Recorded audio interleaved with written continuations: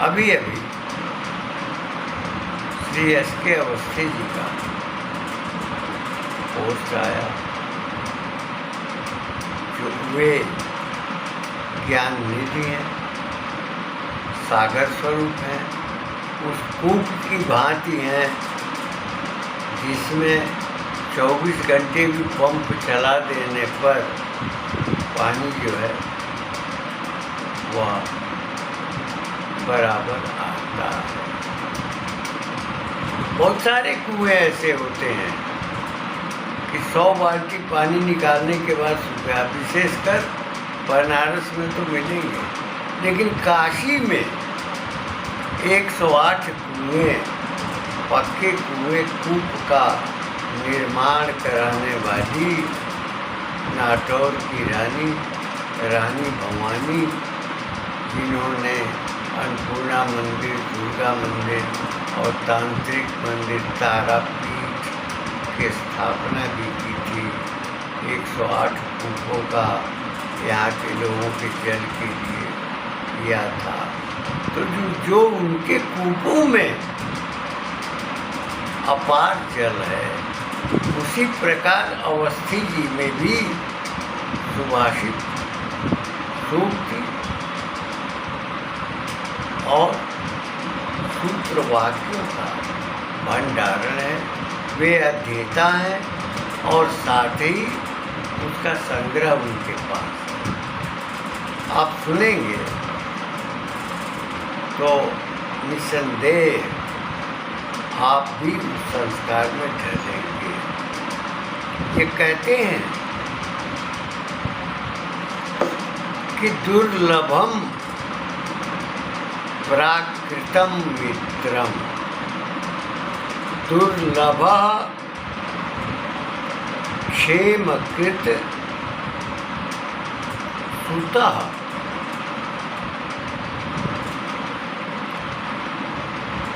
दुर्लभा सदृशी भार्या, दुर्लभ स्वजन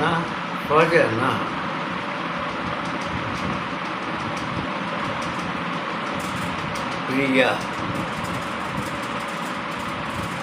तात्पर्य है कि प्राकृत मित्र का मिलना, प्राकृत का मतलब होता है सहज, हर स्थिति में साथ में हो। तो प्राकृत मित्र का मिलना दुर्लभ है। प्राकृत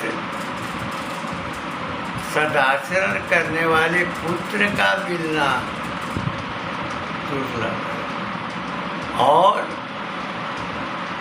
भार्या जो सदृशी हो, जिनको मिलती है वो भाग्यशाली हो। स्वजन भी का भी मिलना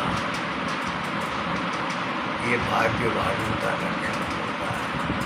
जीवन में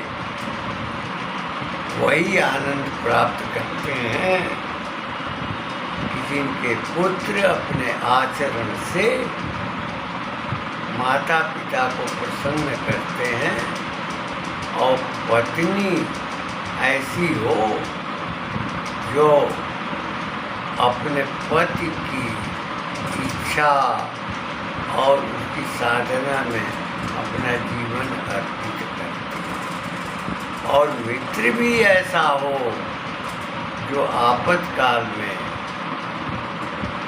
सुखद काल में समान भाव से साथ में रहता हो। ये सब दुर्लभ हैं। मित्र भी दुर्लभ हैं, ऐसी पत्नी भी दुर्लभ है, ऐसा पुत्र भी दुर्लभ है जिसकी कमी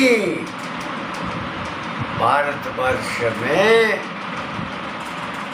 विद्यमान है। पूरा होता है, वो पुकारता है, किसी को आवाज़ नहीं सुनाई पड़ती। हरिऔध जी ने अंतिम समय में यह लिखा था कि मुख जोहत जो नित मेरो रहे, उनको अब बैन सुना दो। जो पत्नी हमेशा मुख देखा करती है थी कि पति क्या कहने वाले हैं, अब हमारी बात उसको सुनाई नहीं पड़ती है। वह पौत्र और पौत्रियों की शुश्रूषा में लगी रहती है, और जो पुत्र कभी आंख मिला करके बात नहीं करते थे, वे आंखें दिखाकर चले जाते हैं, मानो उनमें कितना जोम पैदा हो गया है, घमंड पैदा हो गया है। औरों की बात कौन कहे, जो सगे हैं वो अभी निकट में नहीं आते हैं। तो हे भगवान, आपके बिना दुनिया में कोई सहारा नहीं होगा। मुख जोहत जो नित मेरो रहे, उनको अब बैन सुना तो नहीं। जिन सामूहिक तीर्थ नदी में करो, उनके अब जो में जना तो नहीं। सब हूँ तो नतीजा तो नहीं, अब तो जग जीवन तेरो बिना, जग आप उनको दिखा दो। इस भावना को अवस्थी जी ने संस्कृत की सूक्तियों में व्यक्त किया, सुभाषित में व्यक्त किया। इनके भीतर योग्यता है, नीति है, प्रतिदिन आशीर्वाद स्वरूप अगर बड़े हैं तो उनको प्रणाम, हमसे छोटे हों तो आशीर्वाद, लेकिन उनके भीतर निधि है, और इसी निधि की आवश्यकता वर्तमान को है। इसी से सनातन का उत्थान होगा और विश्व का कल्याण होगा, विश्व को दिशा भी मिलेगी। प्रारंभिक काल में हमारे विद्यालय में अंग्रेज प्रिंसिपल सेक्रेटरी हुआ करते थे, लेकिन वे श्रीमद् भागवत, रामायण और वेदों का अध्ययन करते थे और उसी प्रकार का आचरण करते थे जैसे हम लोग आस्था पूर्वक करते हैं। लेकिन जब पीढ़ियाँ बदली तो उनके वंशज ईसाई धर्म की ओर ही ध्यान देने लगे।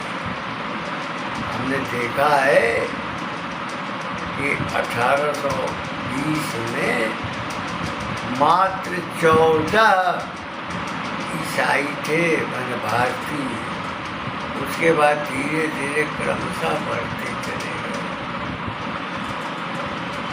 मनीषिता संस्कृत में है। मैक्स मुलर ने भी कहा है कि संस्कृत के शब्दों का लैटिन में, अंग्रेजी या अरबी में अनुवाद नहीं हो सकता। अंग्रेजी में तो कदापि नहीं हो सकता, क्योंकि पितृ से ही पेटर, वाटर, फिर फादर होता है, मातृ से मेटर, मोटर, मदर होता है, भ्रातृ से ब्रेटर, ब्रॉटर, ब्रदर होता है, दो से ही तू, पिट्टू होता है। तो इस प्रकार से मैक्स मुलर ने भी भारत के संस्कृत जगत को उसने स्वीकार किया है, और यहाँ तक उसने कहा है कि अगर अगला जन्म होता हो तो हमारा जन्म भारत में होना चाहिए, जहाँ गायन्ति देवा किलकीटकानि धन्यास्तुते भारत भूभागे अस्वर्गा वर्गा स्पदमार्गभूते भवन्ति भूया पुरुषासुरत्वा। जहाँ देवता भी जन्म लेने की कामना करते हैं, उसी प्रकार मैक्समूलर जैसा जर्मन विद्वान भी भारत में पुनर्जन्म की कामना करता है। सबसे बड़ा दुनिया का तानाशाह हिटलर स्वास्तिक उसके चुनाव का निशान था, जो हमारे यहाँ हर कार्यक्रम में पूजा पाठ के स्वास्तिक बनाया जाता है। वो अपने को आर्य संतान कहता था, क्योंकि जिन लोग जिस भारत में वेद, 18 पुराण, उपनिषदें सैकड़ों, और जिस भारत में महर्षि वाल्मीकि का रामायण, महर्षि वेदव्यास का श्रीमद् भागवत, अवस्थी जी के भीतर इन सब का संज्ञान है, और विशेषकर वे निधि के सागर सुवास्तु सूक्तियों के हैं कि संस्थाओं में अगर उनको पाठ्यक्रम के रूप में लाया जाए तो बच्चों में संस्कार पड़ेगा। हमारी योजना है कि इनके द्वारा लाई हुई सारी सूक्तियों को पुस्तकाबद्ध करके और केंद्रीय शासन को के ऊपर दबाव बनाकर और लागू कराया जाए विद्यालयों में, और राज्य के शासन पर भी प्रत्येक राज्य में दबाव बनाया जाए। अगर अवस्थी जी थोड़ी भी रुचि लेंगे तो निसंदेह ये हमारा लक्ष्य पूरा होगा, क्योंकि हमने अपने जीवन में शासन से, अधिकारियों से बलपूर्वक मांगे मनवाई हैं। इस प्रकार की साधना मेरे भीतर रही है, और आज भी इस अवस्था में जब दृष्टि दोष है, देख नहीं पाता हूँ, लिख नहीं पाता हूँ, केवल बोलने की क्षमता रह गई है, सारी इंद्रियां निष्क्रिय हो गई हैं, उस समय इस समय भी हमारे भीतर जागृति का संदेश है, और इसके कारक हैं श्री अवस्थी।